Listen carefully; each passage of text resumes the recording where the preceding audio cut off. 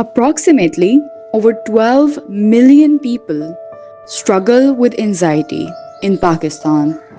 A few people realize anxiety, along with depression, is a leading cause of disability in Pakistan due to a combination of factors like socioeconomic challenges and social stigma. A limited access to mental health is impacting a significant portion of population.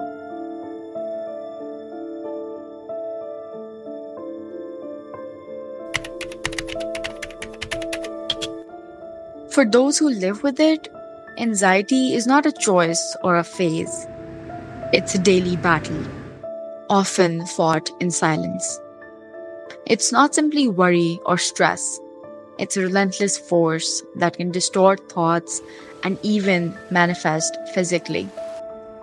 Despite its invisibility, its impact is profound.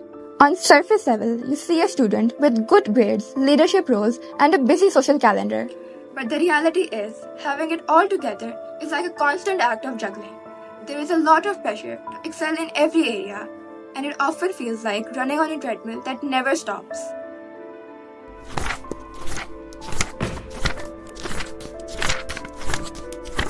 Pakistan is home to about 200 million people, but has one of the poorest mental health indicators.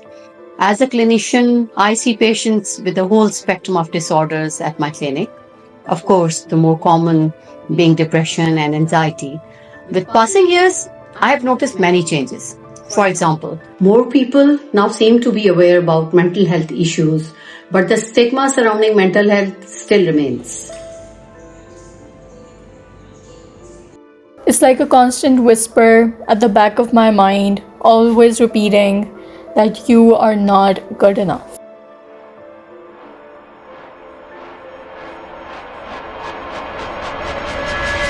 It creates a cycle of perfectionism, self doubt, and avoidance. In fields such as medicine, such as mine, there's always a stigma about admitting vulnerability. I myself have experienced anxiety since the start of my career due to the weight of my responsibilities.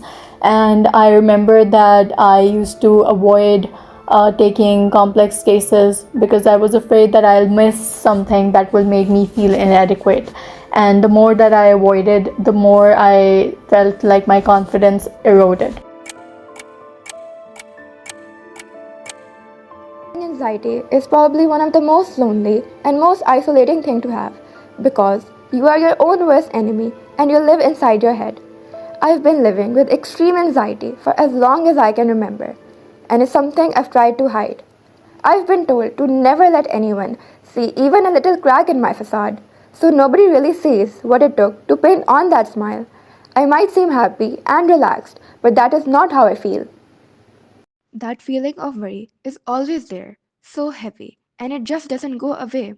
I can feel my heart racing, my palms sweating, and my stomach twisting into knots. It's like a low grade fever that never breaks. People tell me to just relax, to stop overthinking, but it's not that simple. It isn't something I can just turn off. Some days it's manageable, other days it feels like I'm drowning, like I'm trapped in a storm with no way out. And it's time we shift our perspective to see anxiety not as a personal failing, but as a medical condition that deserves understanding, compassion, and care. हाँ keep blinking, keep blinking. You're concerned जैसे आप focused हैं. Focused और